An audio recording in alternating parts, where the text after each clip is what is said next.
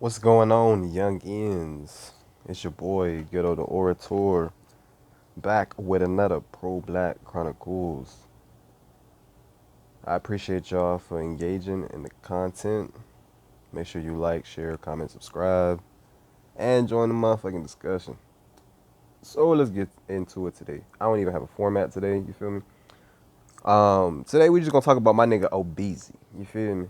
Because boy, I was listening to my boy Rob, shout out Team Rob, and he was talking about Obama, right? And I was already thinking about doing a video talking about Obama. You feel me? That was the crazy part. So then I woke up to this and I was just like, you know what? That just confirmed it. So, you know, if you read the headline, it says Obama says institutional constraints kept him from talking about certain killings while president. Now,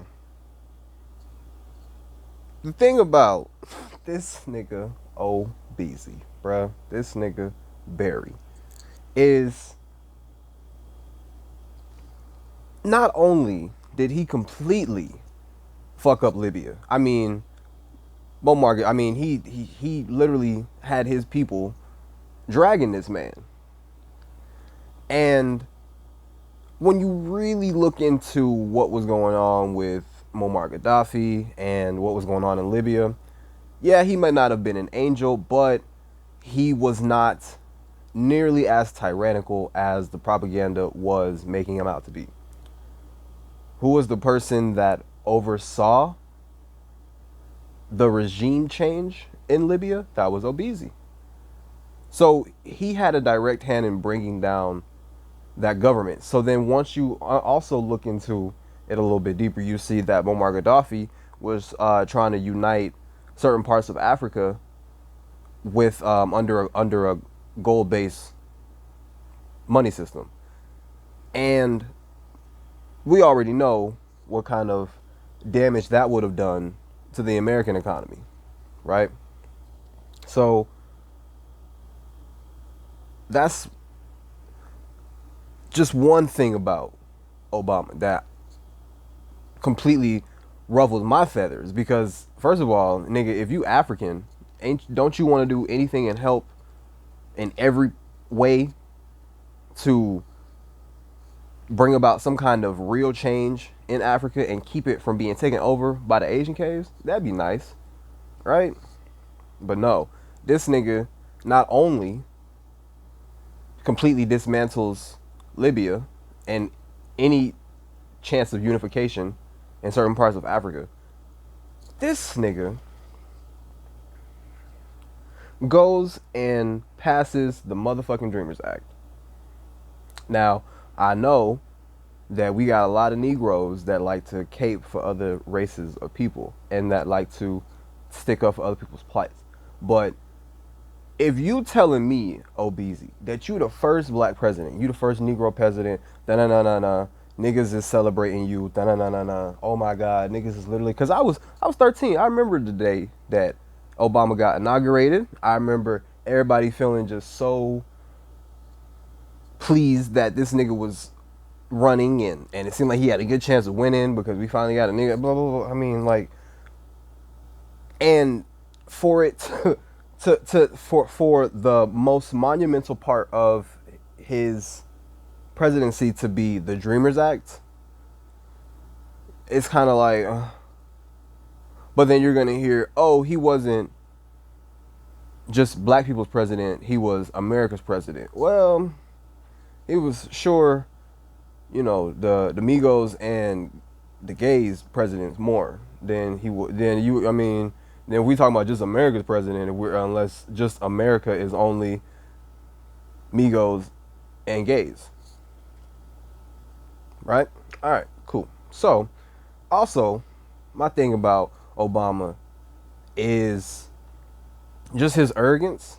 I really, I guess it takes one to know it, but this motherfucker is blatantly arrogant, especially now that he knows the place that he holds in black people's hearts and in their minds. This nigga lives completely rent free in black folks' just spirits of what political, I guess, astute is, and it's a goddamn shame. It's a goddamn shame. And then to think about how black people was talking about we gonna hold Jim Crow Joe accountable once he gets into office. It's like, how do you hold a race? How the fuck do you hold a proven racist, the motherfucker that wrote the crime bill? How the fuck do you hold a pure racist accountable, but you give him a pass just because he said ain't did shit about the shit that he did about the legislation that he passed?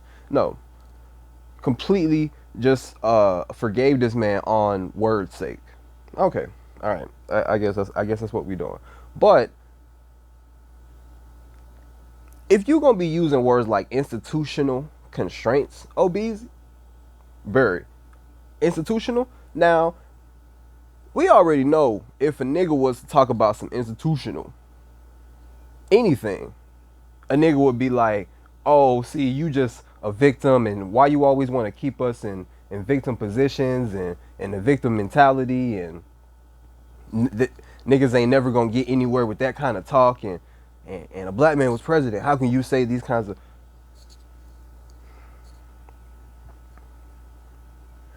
If a president is telling you that he has institutional constraints to keep him from speaking on matters that affect people that most look like him in this country, other than non-American blacks, you know what I'm saying? Just like, how do you even go about yourself to how, like what what the fuck was this nigga thinking about to where he was just like, yeah, you know what, I'm gonna go and say this? Because what does that, like, so what? Because let's just say he cared to speak on shit that was going on with niggas. This nigga did not care to not call niggas thugs during his tenure.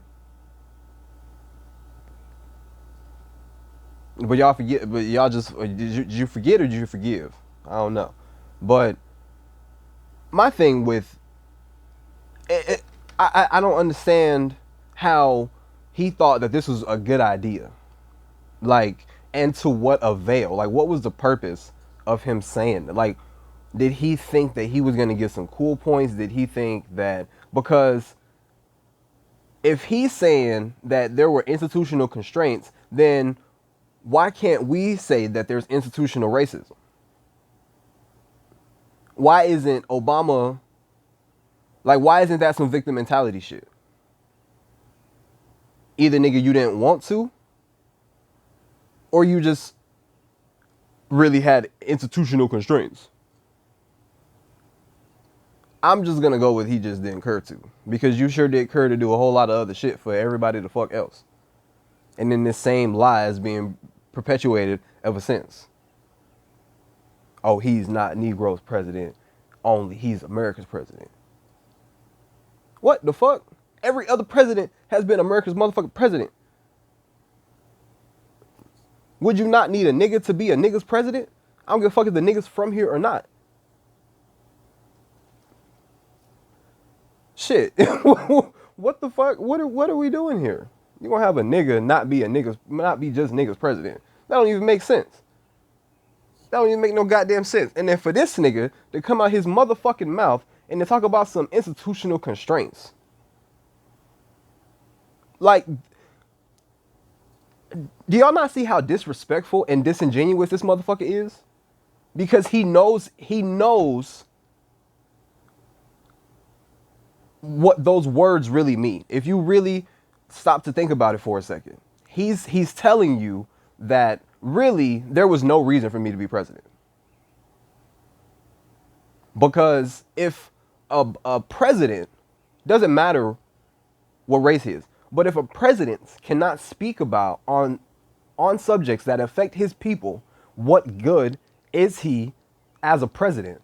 Because every other motherfucking president has spoke on matters concerning their people without apology, without constraints, institutional or otherwise.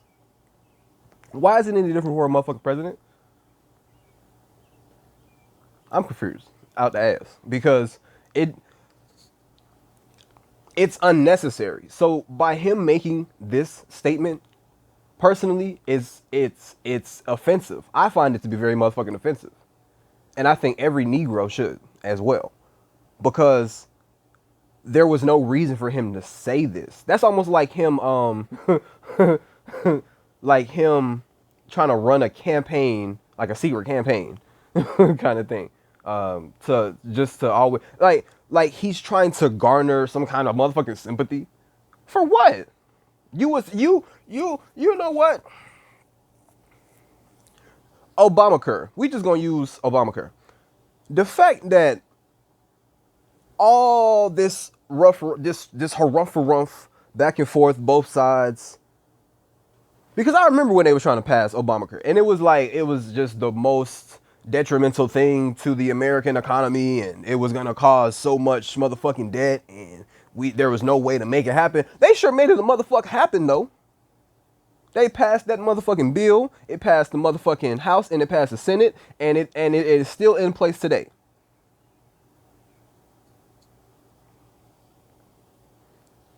So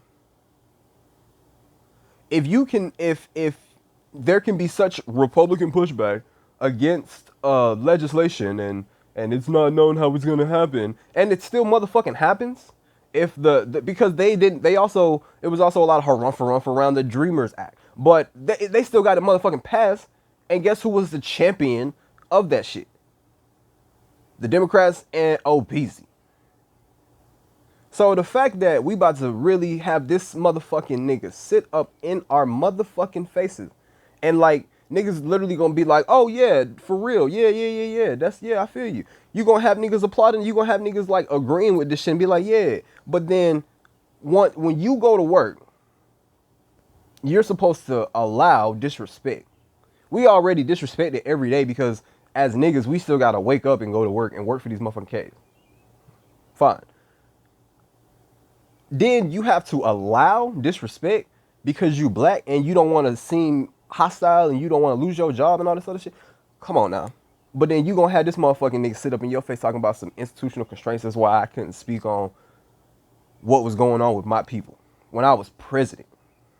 Boy, if you don't get your silly ass up out of here, you look dumb. You sound goofy as fuck, bro. Because that's like a motherfucker. You know what I'm saying, with them late night texts, and you know what I'm saying, the motherfucking pillow talk talking about some motherfucking, oh, I never do you wrong again. That's what that sound like to me. Oh, I had institutional constraints, baby. I'm sorry. I didn't say nothing. I'm gonna do better next time. Boy, if you don't get your goofy ass spot, like, come on now. And if you was a Negro listening to this and then also applauding this nigga, or agreeing with this nigga to any extent, I don't know what to tell you, because you got the game fucked up. Like, you're not gonna be able to help us progress in this effort, in this, and either get educated or get lost. Because if you are a sympathizer, you agree with this kind of mindset, you are detrimental to the movement. And we can't have this no more, personally. Things like this, pieces of speeches, and this is why the internet's such a good thing today, is because you can take information, you can take stuff like this and dissect it and show why it's propaganda and why it's bullshit, and draw a line in the sand. Because this motherfucker has drawn his line. And anybody who was a sympathizer with this motherfucker, you have drawn your line in the sand. So either get educated or get lost.